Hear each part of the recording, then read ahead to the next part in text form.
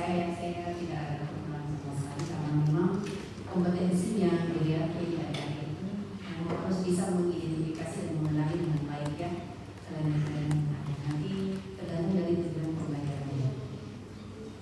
Ini tujuannya menjelaskan visualnya berjalan, etiologi gangguan berjalan, bagaimana cara mendiagnosis gangguan berjalan, bagaimana cara mengevaluasi dengan gangguan berjalan dan keseimbangan dengan model diet. Tadi kan sudah masuk di blog Muskulo ya, sudah melewati. Jadi mungkin masih mengingat terkait bagaimana mengenali kelainan atau gangguan berjalan dengan cara diet.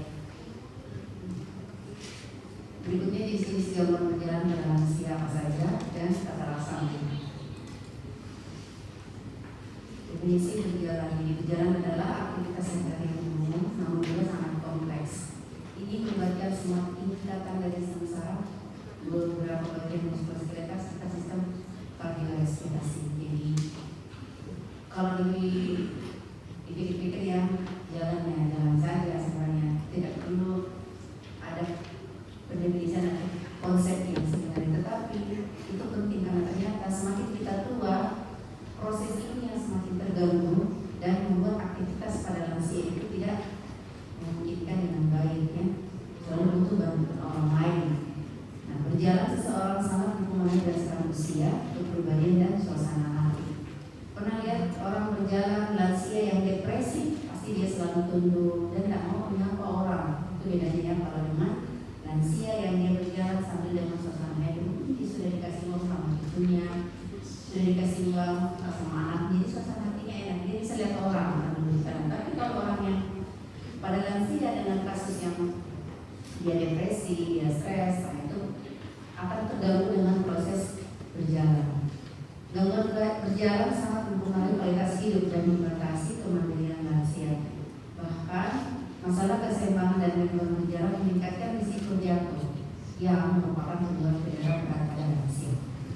Berjalan adalah indikator status kesehatan yang sensitif secara keseluruhan.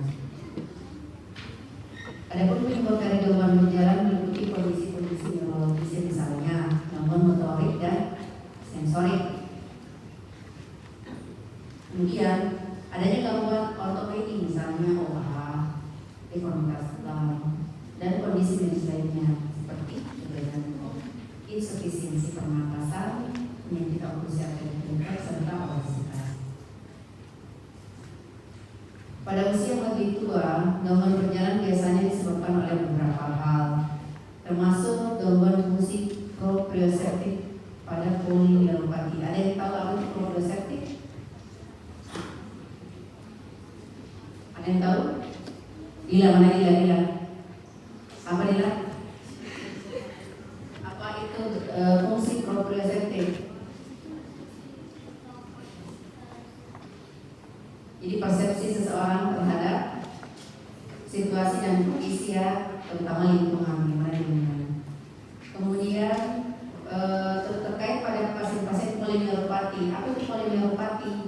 Jadi pasien ini mengalami kebas-kebas di beberapa ekstremitasnya ya. Jadi bukan hanya ekstremitas apa saja, tetapi namanya polineuropati. Itu sangat menyerang bagian-bagian yang sering bergerak. Apa yang sering bergerak? Telapak kaki, jari tangan. Nah itu yang pada lansia itu sering mengalami masalah. Penglihatan yang buruk ya, jadi sudah mulai kurang oleh karena adanya katarak, sudah mulai kurang karena memang faktor pasien ada riwayat penyakit kronik yaitu diabetes, karena akan mempengaruhi proses penglihatan, terutama pada pasien-pasien dengan masalah sarafnya yang rusak karena gula tinggi. Makanya kenapa kalau dia melihat bisa saja dia mengalami retinopati ya, akibat masalah penyakit kronisnya. Frontal gait disorder yang berhubungan dengan ensefalopati vaskular dan OA pada panggul atau lutut. Jika gangguan berjalan ini memiliki onset yang akut, maka penyebabnya bisa cerebrovaskular atau spinal dan neuromuskular harus dipertimbangkan. Jadi kalau yang tiba-tiba umpama dia jatuh, ya tadinya dia jalan terus kepleset. Nah ini masalahnya 3 yang muncul cerebrovaskularnya. spinalnya kan, atau neuromuskularnya ya. Jadi itu yang tergabung tiga ini kalau pasien itu yang konsepnya akut. Karena ada juga yang terus berjalan kronik.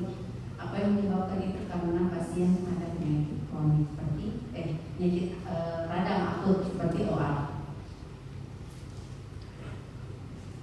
Sebagaimana halnya dengan efek samping obat dan gangguan psikiatri ya, jadi evaluasi dan pemaparan klinis gangguan berjalan dan neurologis yang teliti serta pemeriksaan ortopedi berdasarkan riwayat pasien dan pemesan dunia untuk diagnostik dan diperlukan. Jadi pasien-pasien geriatri itu kita tidak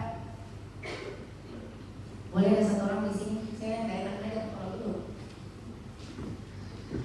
bilang lagi ya, oh ya sudah lihat dia lagi yang mana Faisal?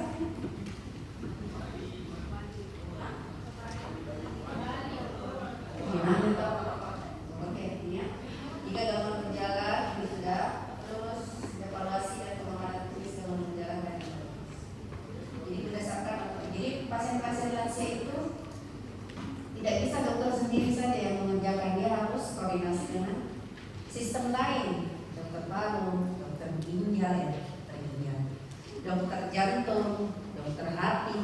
Karena kalau bahasa-bahasa pada orang tua itu kita harus sederhanakan. Terkadang dia tidak mengerti. Nah, kenapa saya harus bekerja sama banyak dokter? Sakitnya cuma satu. Dalam hati kita iya sakitnya cuma satu, ini satu penyebabnya banyak. Kan begitu. Jadi kita harus sangat hati-hati memberikan penjelasan kepada lansia. Kenapa? Karena mudah sekali marah, mudah ngambek ya. Jadi dia itu sensitif lah. Lebih sensitif kalau dokter lain hari. Jadi pokoknya kalau bapak-bapak atau ibu yang sudah tua sekali ya, hati-hati kalau kita memberikan penjelasan. Next. Nah ini fisiologi berjalan. Jadi untuk berjalan normal semua fungsi dan sistem harus intak. Fungsi lokomotor, keseimbangan, refleks postural, fungsi sensori dan integrasi sensori motorik ini harus bekerja simultan ya, dia harus terus-menerus. Tidak boleh ada satu yang di luar yang begitu. Nah ini secara berurutan akan bekerja. Nah saraf akhirnya dari sistem visual dan kita ya, vestibular keseimbangan dan proprioceptif mengantarkan informasi penting tentang posisi tubuh dan bagian-bagiannya. Gangguan salah satu sistem ini, contohnya proprioceptif, dapat dikompensasi sebagian oleh sistem sensori lain seperti sistem visual atau penglihatan. Sistem integrasi pusat yang melibatkan area di korteks frontal, ganglia basalis, otak-otak dan otak kecil menafsirkan informasi yang diterima dan hubungan korteks untuk berjalan. Sistem aferen, kan tadi ada aferen, nanti di aferennya dia ada jalur piramida ya, yaitu saraf perifer, neuromuskular endfet dan otot untuk beberapa kondisi fungsi berjalan juga dapat ditopang oleh spinal. Next. Untuk memulai berjalan dibutuhkan posisi tegak yang stabil ya, refleks postural yang baik diperlukan untuk mempertahankan posisi tubuh yang stabil. Untuk memulai berjalan satu kaki diangkat. Nah ini nanti ada gambarnya. Next. Siklus gaya berjalan, nanti ada gambarnya, dibagi ke dalam tahap fase stance dan fase swing. Nah, kedua kaki berada di tanah, ya, modelnya di gambar nanti. Dan high fase stance di setiap 2 periode ini berlangsung selama kurang lebih 10-12% dari siklus berjalan. Sedangkan fase swing sekitar 40% dari siklus berjalan. Nah, dibagi menjadi initial swing up to off, mid swing 3 vertikal, dan terminal swing yang diakhiri oleh dengan tubuh menapak ke tanah. Ya, nah ini yang gambarnya tadi ya. Jadi ada 2 fase. Kalau di soal dibuat dalam fisiologis berjalan dikenal ada 2 fase. Kasusnya bla bla bla bla bla, seorang pria atau seorang laki-laki berusia 71 tahun datang dengan keluhan sulit mengangkat kaki kanannya oleh karena ada penyakit osteoartritisnya. Ditanyakan ada berapa fase atau bagaimana fase yang berada pada fase stance dan fase swing. Jadi ini Anda harus tahu di mana itu fase stance, apa saja apa saja tahapannya, dan apa itu fase swing dan apa saja tahapannya. Hafal, karena pasti masuk di soal anak yang bikin soal. Jadi saya kasih tahu memang soalnya. Di sini bisa jadi 2 soal, jadi belajar baik-baik. Oke. Pada ya.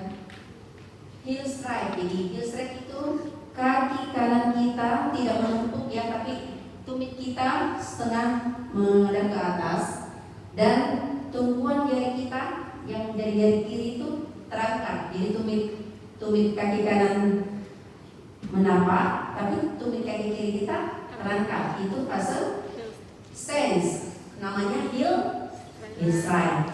Kemudian response loading. Loading itu kaki kanan kita yang benar-benar menjadi tumpuan satu badan. Makanya kenapa dibilang response loading, karena menjadi tumpuan satu badan kita untuk dia melangkah ke depan lagi ya, ke fase berikutnya ini mid stance yang tegak lurus. Karena pada saat dia menapak begini masih loading response ya, artinya apa? Tadi yang hanya tumitnya saja kanan yang menapak, ini sudah satu kaki. Kalau satu kaki kita namakan loading response, tapi ketika dia sudah tegak, ini terangkat kaki kirinya, namanya mid stance. Mid stance selalu akan berakhir dengan terminal stance. Press swing ini ada di antara fase swing dan stance ini. Kemudian two off. Two off ini 3. Jadi fase swing itu ada 3 tahapannya. Two off, mid swing dan terminal swing. Bisa ya? Oke, lanjut. Nah ini model-model langkah dan lebarnya yang normal ya. Kalau kita lihat orang tua berjalan di poli geriatri itu ada memang garis seperti ini deh. Ada garis seperti ini dibuat untuk apa? Untuk menilai berjalan pada pasien geriatri sudah sesuai tidak tadi dengan penilaian berjalan yang fase-fase itu. Kemudian yang kedua menilai langkah, panjang langkahnya bagaimana. Ini namanya bicycle ya, kiri kanan. Jadi panjang langkahnya kadang dia pendek, kadang dia panjang, itu mengalami kelainan. Tapi kalau dia sama kiri kanan, langkahnya lebarnya sama, dia tidak compang-camping, apalagi kalau dia berjalan sambil apa ya, menggoyangkan panggul dan pinggangnya. Biasanya pada perempuan ya, apalagi kalau sudah pernah mengalami fraktur patah ya, patah di kolom femur. Jadi bisa bayangkan kalau patahnya di daerah tulang femur itu, tulang paha akan sangat-sangat bergelombang pada berjalan ya. Nah ini oke, namanya bicycle ya, ingat. Terus, nah ini etiologi gangguan berjalan. Oh bisa jadi. Ini bisa dipakai segini. Oke, nggak apa-apa, selanjutnya. Etiologi gangguan berjalan ini ada kondisi medis. Nah ini kondisi medis dan faktor resiko yang berhubungan dengan masalah perjalanan keseimbangan. Thank you.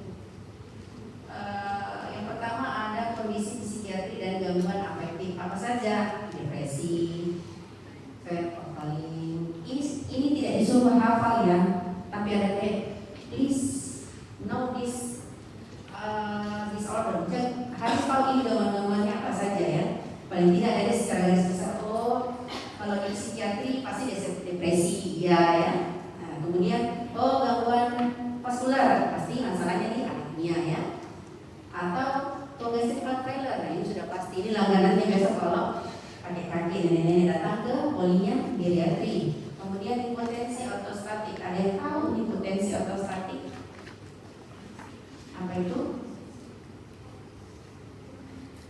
Jadi hipotensi ortostatik adalah kondisi di mana pasien itu biasanya tensinya tinggi, kemudian ketika dia melakukan satu kegiatan, entah dia duduk atau dia berdiri, tiba-tiba setelah itu tensinya langsung rendah sekali. Itu namanya hipotensi ortostatik. Hipotensi yang dipengaruhi oleh gravitasi. Jadi dia kalau sudah melakukan kegiatan seperti dia berjalan, tiba-tiba kacamatanya jatuh dia ambil terus dia mendorong berdiri lagi. Itu ketika ditensi. Atau dia cuma bilang, aduh kenapa saya pusing sekali setiap saya sudah tunduk, terus saya langsung tegak begini. Nah itu biasanya mengalami tekanan darah yang rendah, ya. Oke. Jadi ini ya, masalah di metabolik apa saja? Diabetes, yang paling banyak ya saya sebut ya, diabetes, kemudian masalah hepatik ensefalopati. Hepatik ensefalopati biasanya pada kasus-kasus pasien dengan hepatitis, sudah dengan hepatitis, mengalami atau dia dapat ya fatty liver, pelemakan hati. Nah ini bisa lanjut menjadi ensefalopati, tapi prosesnya panjang, tidak langsung ya. Jadi kalau tidak tertangani dengan baik, nafolnya, fatty livernya tidak tertangani dengan baik, hepatitisnya, ya udah dia akan berlanjut ke ensefalopati hepatikum. Oke. Nah ini penyakit pada metabolik, infeksi, obesitas. Jadi kendala pada pasien-pasien geriatri, kalau dia gemuk, hati-hati mudah jatuh. Ya. Yang kedua, perempuan kalau dia gemuk, apalagi dia sudah geriatri, hati osteoporosis, mudah jatuh juga. Ya. Makanya menurut kalian nanti jatuh, karena itu yang paling sering keluhan yang paling sering dapat pasien geriatri itu langsung masuk ke IGD. Pusing-pusing, enak IGD, minta obat atau minum apa, selesai. Tapi kalau jatuh, karena sakit, ada trauma, masuk ke IGD. Kemudian gangguan muskuloskeletal, ini GOAT, ya, GOAT yang paling sering. Ada yang tahu apa itu GOAT? Ya, penyakit yang apa bedanya GOAT dengan hiperuricemia? Hiperuricemia belum tentu GOAT.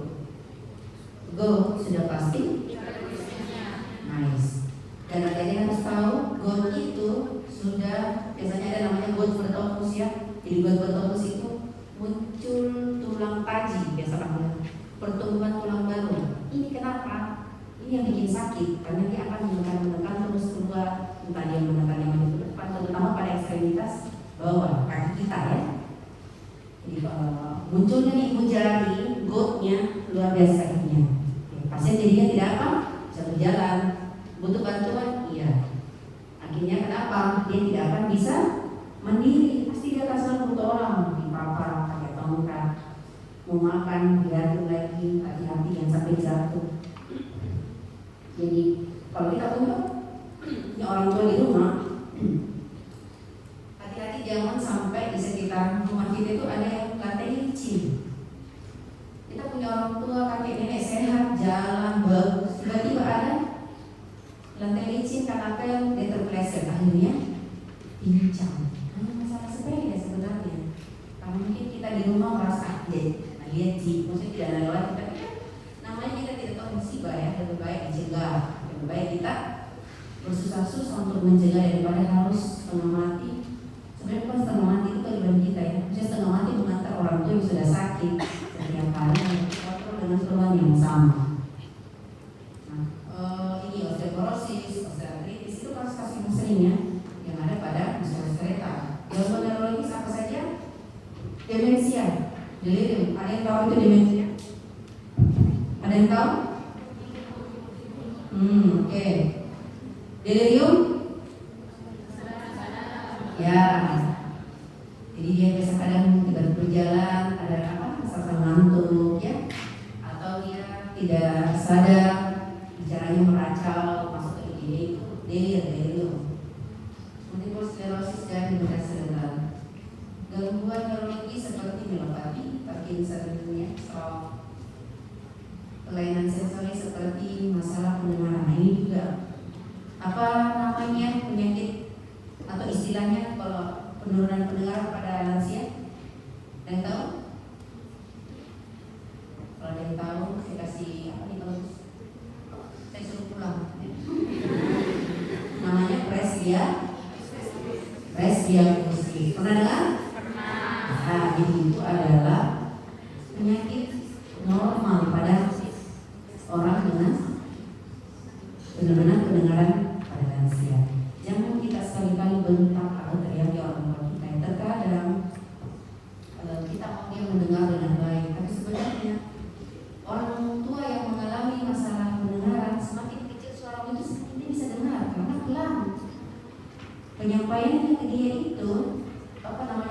konduksinya ya atau sensorinya itu lebih sensitif. Kalau kita kasih tahu bisi-bisi kecil, sebenarnya tidak teriak ya. Karena saya sering mendapatkan anak pasien ya diantar sama dia antar orang tuanya, terus dia bilang, dok ini bapakku besar-besar suara tak karena dia bisa mendengar. Saya bilang, bu, pak tidak usah besar suara, saya ingin membuktikan lah ini saya bicara. Saya tanya, bapak apa keluhan tadi sedih-sedih apa keluhan atas? Ini dok, tapi dia memang suaranya besar ya, karena dia merasa bahwa saya harus dengan begini tonnya, begini volumenya suaraku supaya dokter mendengar, karena dia menganggap bahwa saya sering tidak mendengar.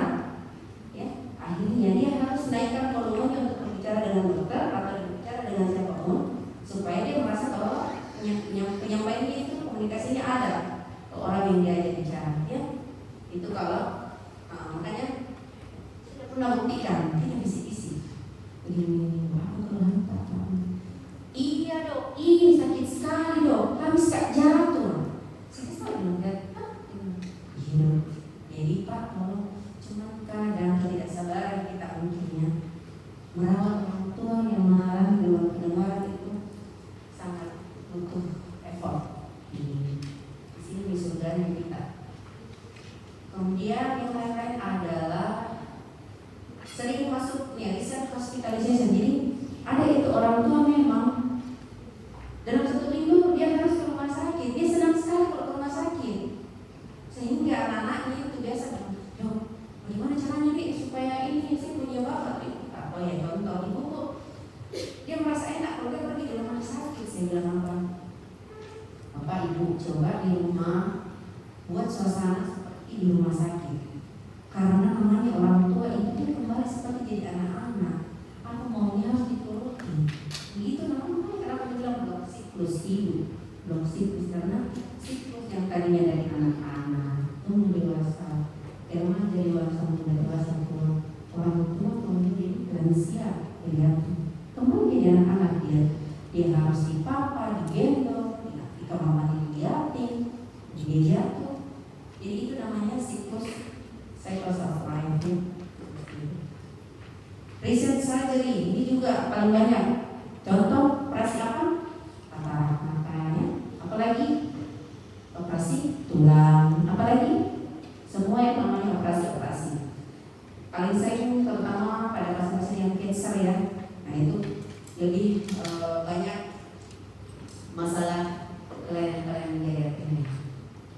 Nah ini penggunaan obat-obat juga ya, penggunaan obat-obat polifarmasi ya. Ini dia bagaimana mendiagnosis. Kita analisis pasiennya tentang masalah mereka dengan cara berjalan atau keseimbangan. Nah ini akan menjadi tantangan kita. Di selain itu pertanyaan ini harus menggambarkan kesulitan yang akan ketakutan kita akan jatuh dan apakah menggunakan alat bantu berjalan ini. Semua ada namanya sudah masuk sindrom geriatrik. Dokter siapa yang bawakan? Apa bawakan dokter sana? CGI ya? Comprehensive Geriatric Assessment. Itu ya? Oke. Jadi nanti ada sementara yang saya jelaskan juga untuk modul kalian bahas. Cara menganalisis kita itu kita bisa pakai formnya sebenarnya boleh, tetapi apa yang menyebabkan pasien datang ke kita terutama pasien geriatrik itu kita yang harus bisa punya skillnya, walaupun sebenarnya terkadang pasien-pasien ini pasien geriatrik itu yang jawab itu langsung pengantarnya, anaknya atau caregivernya atau perawatnya. Kadang saya kalau ketemu sama pasien-pasien geriatrik, terutama pada pasien-pasien yang punya uang ya, tajir ya, tidak lagi memikirkan namanya uang, yang penting dia sembuh. Padahal proses yang harus dijalani adalah bukan hanya duit ya. Kalau kita mau kasih tahu keluarga mereka, jadi kalau menganalisis kita itu tidak satu kali sama pasien-pasien begini, setiap hari berbeda jawabannya. Bisa bayangkan hari ini saya datang dia mengubah tadi itu palu,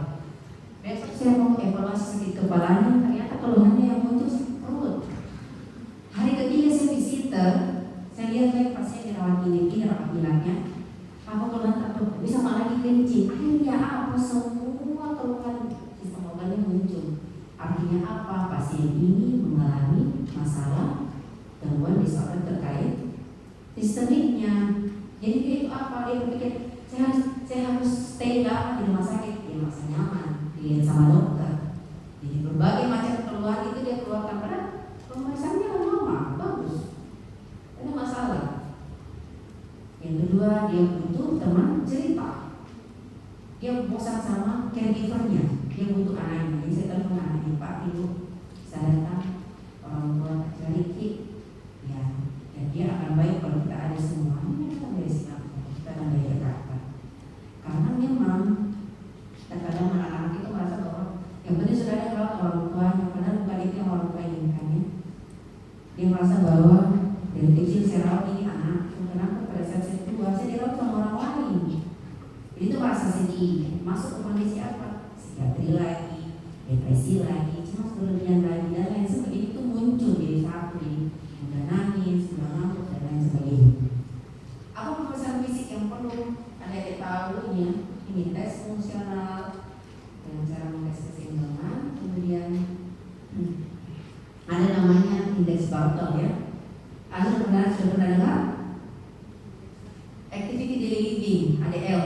Jadi itu untuk mengetahui indeks Bartle itu adalah form yang kita gunakan untuk mengetahui bahwa pasien ini mampu kerja mandiri atau tidak untuk kesehariannya ya. Contoh item makan, ada 4 pertanyaannya. Pada saat makan dia menggunakan apa? Tangan atau sendok? Pada saat makan, makanannya habis atau tidak? Ada yang jatuh atau tidak? Jadi memang kita bertanya seperti anak-anak kembali kalau pada pasien-pasien geriatrik. Karena semua item-item itu kita harus tanya satu-satu. Terkadang ada yang sudah bosan, loh, kenapa mau ditanya-tanya? Muka saya langsung tidak suntik. Apa tahu mau disuntik? Kita tidak tahu ini kenapa sih? Suntik saja dok sembarang, nggak bisa. Jadi saya bilang Pak Ibu, kalau suntik sembarang muncul luka baru, mau? Jadi kita berpikir ya juga, kan kita tidak tahu yang kita apa, kok tidak diberikan suntik. Menjelaskan ke pasien geriatrik butuh skill. Kita yang harus bisa menyelami bahwa kalau saya berada di posisi itu, maukah saya dikasih begitu? Ya? Padahal kalau saya berada di posisi itu, bisakah saya tidak berdosa? Saya dikasih begini orang tua? Ya? Jadi selalu harus ada feedbacknya ke kita supaya kita bisa menyelami perasaannya pasien. Sudah ya, jadi ini untuk berfungsi dalam kehidupan sehari-hari, ini rumah dan lingkungan sekitar. Tetapi ini ternyata tidak praktis karena ada video yang terkadang dapat menginformasi pada dunia 3 terutama gangguan jalan itu sering. Masalah ini tetap pemeriksaan fisik yang paling penting tanda vital. Kalian harus tahu ya. Apa itu? Tensi, nadi, pernapasan, suhu. Karena di soal juga akan begitu menampilkan itu. Orang laki-laki bisa 2 tahun kata dengan keluhan ini pada kiri dan kanan, ini tidak bisa jalan. Pemeriksaan fisik ditemukan tekanan darah 140%. Jadi dia sudah ada hipertensi. Entah ini terkontrol atau tidak, nanti lihat lagi apa pertanyaannya apa, informasi selanjutnya dari kasus tersebut. Begitu caranya kalau mau melihat soal dan menganalisisnya. Ya. Masalah dengan pemeriksaan yang tak terelakkan adalah bahwa kelainan yang dialami mungkin tidak terkait secara kausal, betul ya. Tidak terkait secara kausal dengan gangguan gaya berjalan, tetapi pemeriksaan fisik dapat sepenuhnya normal pada kondisi obat atau keseluruhan. Jadi kalau gangguan berjalan, tadi kita sudah nilai, oh ini bapak kalau dia melangkah kaki kanannya lebih jauh dibanding kaki kiri. Kenapa bisa? Nah, nanti kita lihat dia caranya menggunakan, ada nanti gaya berjalan, dari lihat masuk kemana ini kelainannya. Pada pemeriksaan fisik pasien harus dievaluasi apakah terjadi hipotensi atau statik dengan penglihatan, kebenaran, pemeriksaan terhadap kualitas dan kondisi kamunya. Pasien juga perlu dievaluasi untuk implementasi sendiri, pembengkakan, ketidakstabilan dan keterbatasan dalam jangkauan gerakan yang pada segi paru lutut, kedalaman kaki, punggung dan sampai stabilitasnya. Jadi memang kalau pada pasien geriatrik ini namanya holistik istilahnya, pemeriksaan secara holistik. keseluruhan, mulai dari lingkungannya, mulai dari kebiasaannya, itu kita evaluasi. Ini tadi dibilang dukungan dan stabilitas. Apa maksudnya dengan dukungan itu penting, terutama pada lingkungan sekitarnya, yaitu keluarga, anak-anaknya, cucunya kan. Pasien saya pernah dapat istilah manis, dia tak mau lihat anaknya, dia cuma mau ketemu sama cucunya. Ini pasien namanya Cinere, Cina. Jadi dia bilang sama saya, dok, kalau ada anak saya di bawah dia langsung naik, saya tidak mau ketemu, dia cuma mau ketemu sama cucu saya. Karena selama ini yang temani dia di rumah cucunya. Kalau anaknya sih bekerja, tidak ada yang pernah bertanya sakit apa. Akhirnya dia hanya mau ketemu sama cucunya. Tapi saya bilang begini, kalau kita minta cucu tak naik, cucu tak masih kecil, kan cucunya SD ya, 8 tahun, 9 tahun ya, tidak boleh naik masuk rumah sakit, Pak, karena akan tertular sama sakitnya. Oh begitu dong? Iya.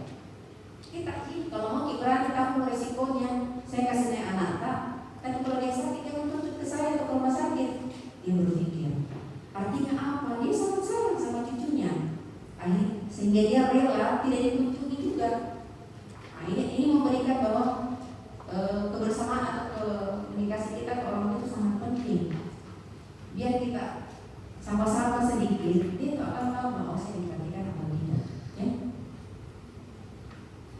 Perlu dilakukan pemeriksaan untuk mencari defisit neurologis vokal. Apa itu defisit neurologis vokal? Gangguan. Kalian kan sudah lewat neuropsikiatri. Apa itu? Tidak mau menandatangani keadilan. Mencari defisit neurologis vokal dan menilai kekuatan dan otot ya, kekuatan otot. Jadi biasanya kalau kita menginterpretasi kekuatan otot 5, 4, 3, 2, 1. Jadi ada interpretasinya. Kalau 5 kekuatannya masih bagus, bagaimana caranya dinilai? Kamu masih ingat itu? Dari psikiatri tidak jadi kan? Ya oke, berarti masih ingat. Pengamatan gaya berjalan mulai dari fase masuk dan kebangunan perusahaan. Aspek evaluasi sikap postur, oke, sampai ke bantuan yang dibutuhkan. Apa maksudnya bantuan yang dibutuhkan? Apakah dia menggunakan tongkat atau dia menggunakan kursi roda, atau dia harus dipapan, tidak bisa berjalan ya?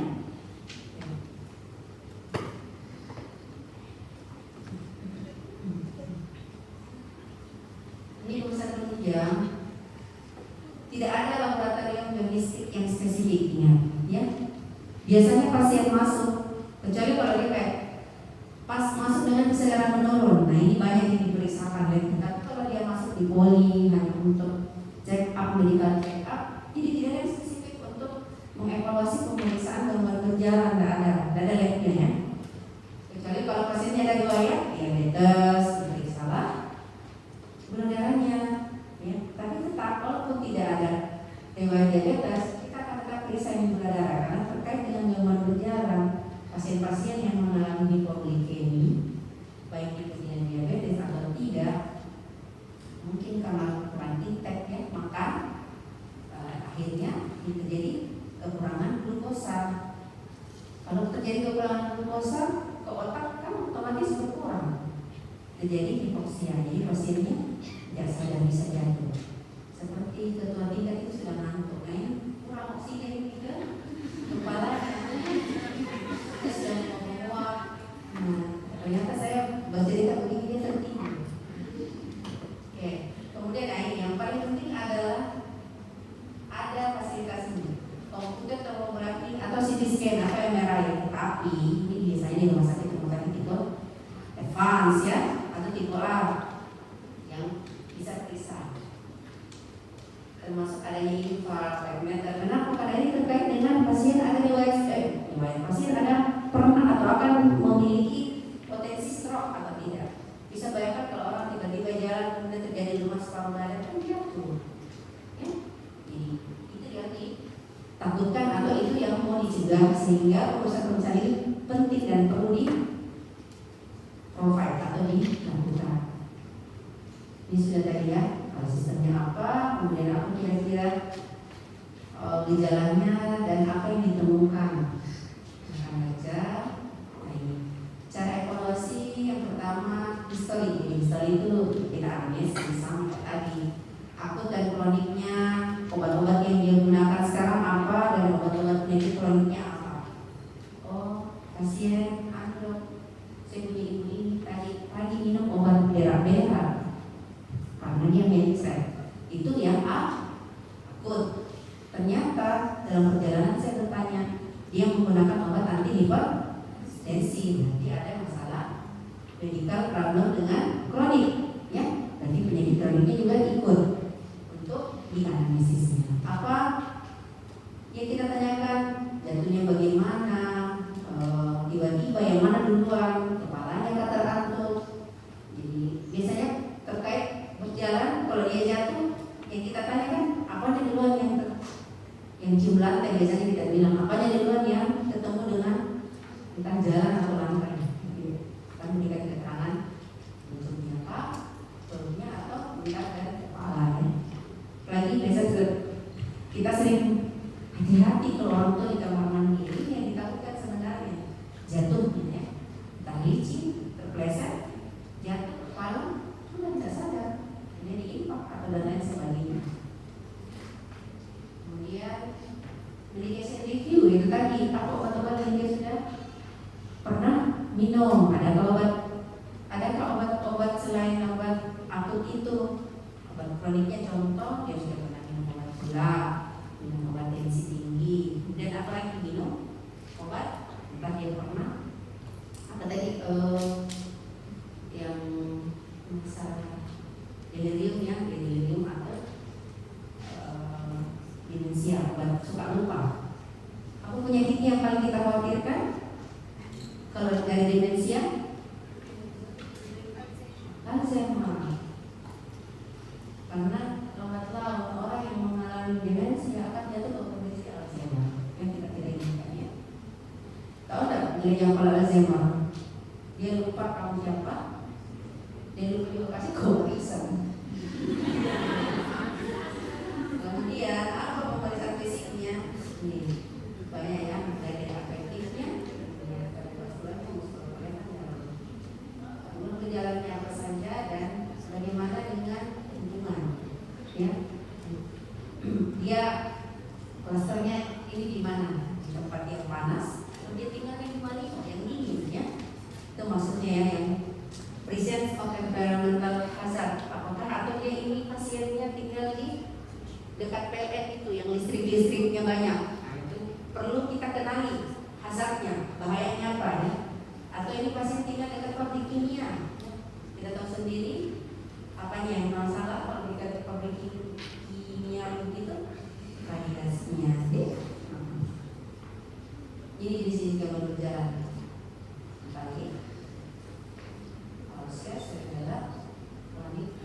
Ini silahkan langsung nonton YouTube-nya, ya, karena lebih baik kalian langsung nonton karena disebutkan seperti ini dan apapun misalnya apa beda-bedanya dan di mana saja kelainan yang bisa ditemukannya.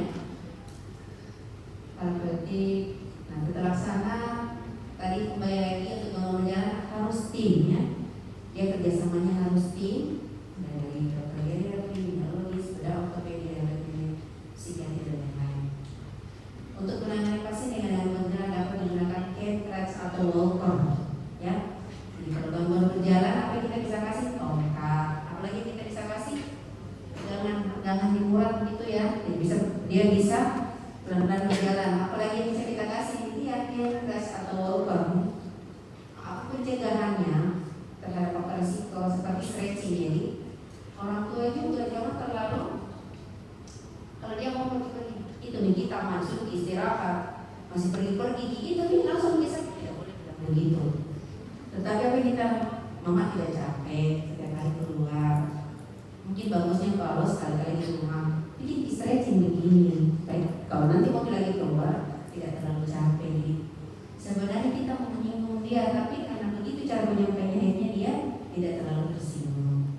Apalagi kita sampaikan Bapak begini, pokoknya bagaimana kita sebagai medis sebagai dokter nanti menyampaikan atau memberitahukan ke pasien-pasien lansia itu tidak cepat membuat dia ngambek sama kita ya. Nah ini referensi. Oke. Ada yang mau bertanya silahkan.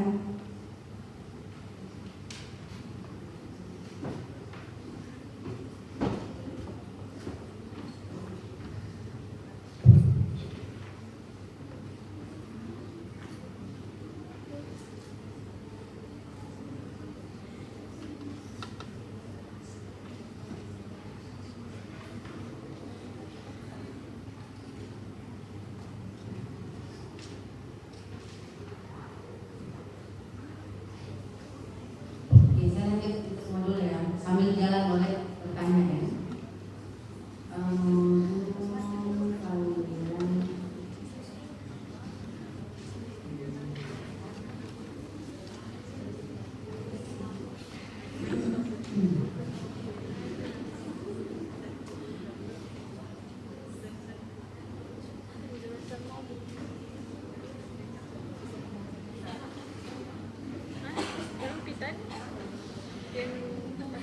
Jadi ini untuk modul jantung ada 2 skenario ya. Ini kemudian apa tujuannya? Nah, ini yang saya sama adik-adik. Nah ini ada daftar penyakit atau keterampilan klinis yang harus bisa capai di blok siklus-siklus terkait geriatrik ini sindroma geriatrik yang dikenal dengan istilah 14 saya tahu ya. Ini yang mulai dari imunisasi, stabilitas postural, hipertensi urin, infeksi, invasion of sense, inanisi, iatrogeni, insomnia, intellectual impairment, isolasi, infertility, infection, kemudian imunodeficiency, impotence, 14. Nah ternyata dari sekian banyak 14 ini ada yang paling harus bisa identifikasi dan harus bisa mendiagnosis adalah ini malnutrisi. Kompetensinya 4. Artinya apa? Ada yang juga harus bisa memberikan tata ya. Nanti dari dokter 5 ya. Topik kemudian apa yang kedua? Gangguan tidur. Gangguan tidur ini insomnia termasuk 3B. Artinya apa? 3B itu masuk di gawat darurat. Bisa bayangkan kalian ada di posisinya pasien geriatrik yang dok saya tidak bisa tidur 3 hari, tapi dia merasa baik-baik saja, tapi akhirnya dia merasa ini tak bisa begini. Karena kenapa? Saya perlu itu kan kompensasi.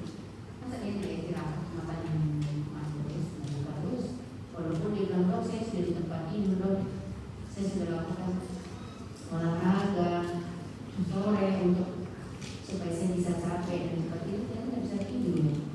Ini juga termasuk kasus gawat. Ini bapak dari mana? Yang baru masuk? Oh saya kira dari Solo. Kemudian 3 gangguan kognitif atau intellectual impairment ya, ini harus bisa. Siapa yang bawakan ini? Gangguan intellectual impairment masuk ya, apa? Kemudian ada namanya depresi, isolasi. Masuk depresi itu kompetensi 4. Nah selebihnya infection, immunodeficiency, intoleransi itu tidak ada masuk di SKBI. Tetapi ada yang harus tahu definisinya, ya nanti definisinya. Nah apa 15? Kan ada 20 ya. Apa 5 komponen lainnya adalah keterampilan adik menasihati tentang gaya hidup dan aktivitas fisik, itu kompetensinya 4. Ini nanti didapatkan di cek. Menyelenggarakan komunikasi lisan maupun tulisan. Jadi bagaimana teknik analisis kita pada pasien-pasien lansia berbeda dengan pasien remaja, dewasa muda, dan anak-anak ya. Berbeda pendekatan klinisnya. Jadi kita sudah harus punya skill. Nada suara kita tidak seperti menggurui ya. Kemudian kita punya mimik, harus sering-sering senyum walaupun mungkin kita sudah capek dan sebagainya. Itu tantangan kita sebagai nakes, terutama dokter. menghadapi pasien-pasien. Edukasi, nasihat, dan melatih individu dan kelompok mengenai kesehatan. Jadi kita harus bisa mampu menasihati, mampu mengedukasi, mampu melatih individu. Nah, jadi maksudnya dia bilang pada kelompok dan kelompok mengenai kesehatan. Kelompok apa maksudnya? Jadi dia kelompok contoh dia pada komunitasnya ya, terutama yang tinggal di panti apa? Panti daerah, panti jompo ya, panti jompo, atau komunitas pasien-pasien diabetes, atau komunitas pasien-pasien hipertensi, ada ya. Menyusun rencana manajemen kesehatan, ini menyusun keempat. Jadi adik-adik, kalau untuk menyusun rencana planning itu boleh, tetapi kalau untuk menata laksana semua ini tidak perlu. Setelah kalian mampu mengidentifikasi bahwa kelainan ini adalah ini, itu sudah harus dirujuk. Ini ketua TBM ya. Ya, kamu tidak perlu. Siapa yang perlu?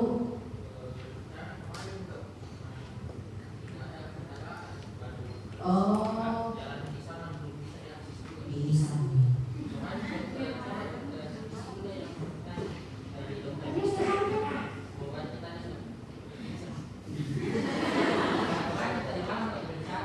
Iya, karena saya tidak perlu keras darah yang izin.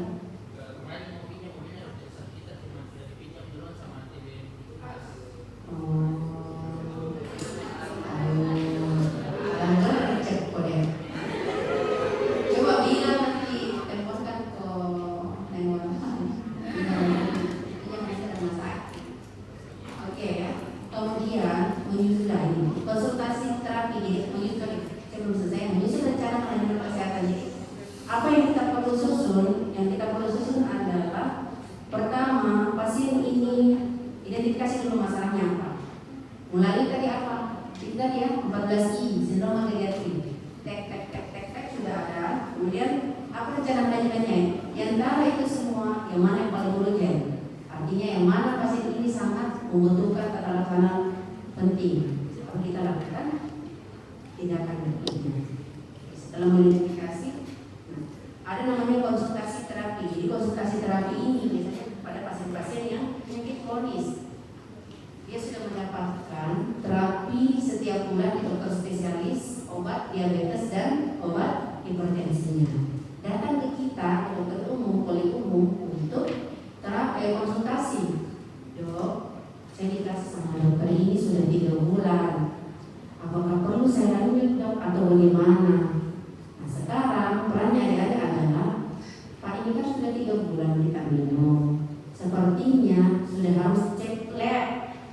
Beda itu kalau remaja yang minum obat dengan lansia yang minum obat, karena organ-organnya sudah mengalami penurunan fungsi. Beda kalau sama kita yang masih bagus. Makanya kenapa harus dicek ya? Entah 3 bulan, entah 1 bulan, tergantung apa konsultasi dari atau apa keluhan untuk konsultasi dari pasien geriatri ini. Ya, bisa paham? Oke. Terakhir, komunikasi lisan dan tulisan kepada teman sejawat atau petugas kesananya rujukan dan konsultasi. Jadi dari itu kan mampu menulis rujukannya dan mampu merujuk. Contoh, ini pasien sudah jatuh, terjadi fraktur.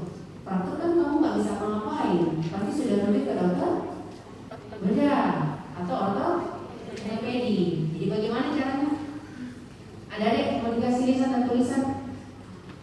Jadi caranya mulai mencari otak untuk menelpon ini mau ke rumah sakit mana ya, kita ini sebagai dokter ya, kita sebagai dokter di poli mau ke dokter mana, dokter ortopedi di mana bu, kita arahkan atau ibunya minta itu silahkan. Jadi tergantung komunikasi kita.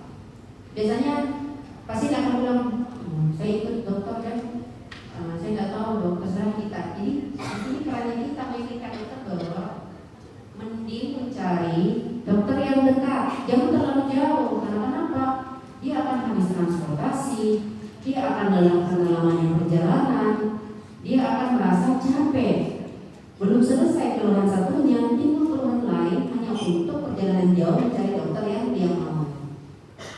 Sehingga kita punya opsi lain untuk memberikan penjelasan ke pasiennya. Jadi bisa paham ya.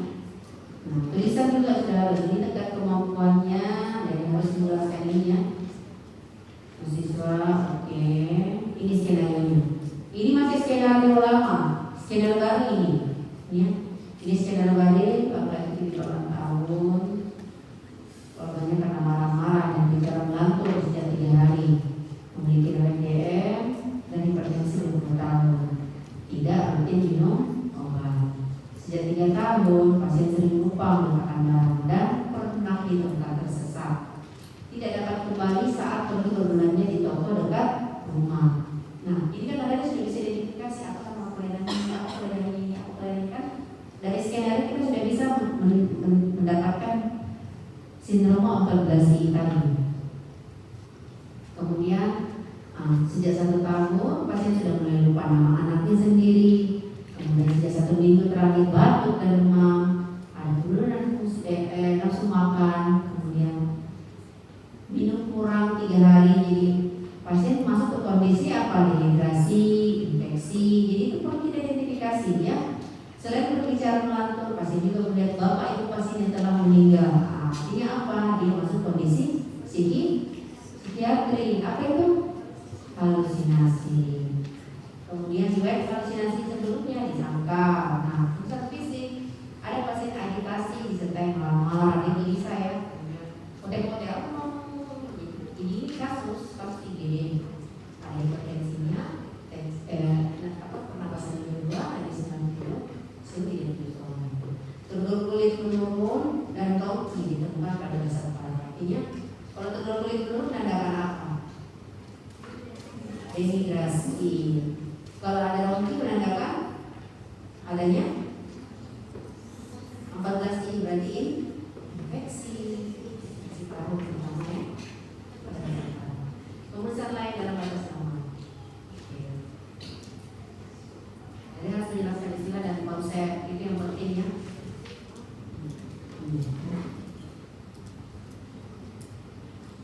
Ya oke, itu untuk penjelasan modul ya.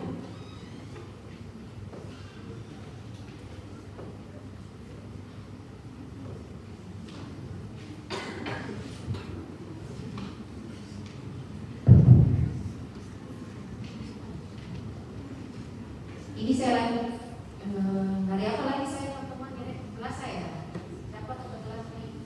Iya, saya hari apa lagi?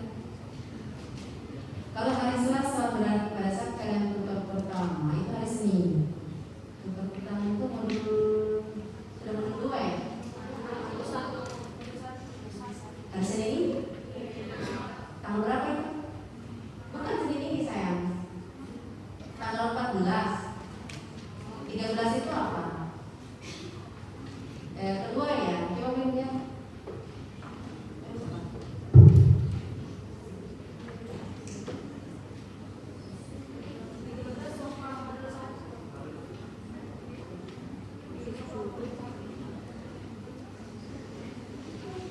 Oke, Senin ya. Oh.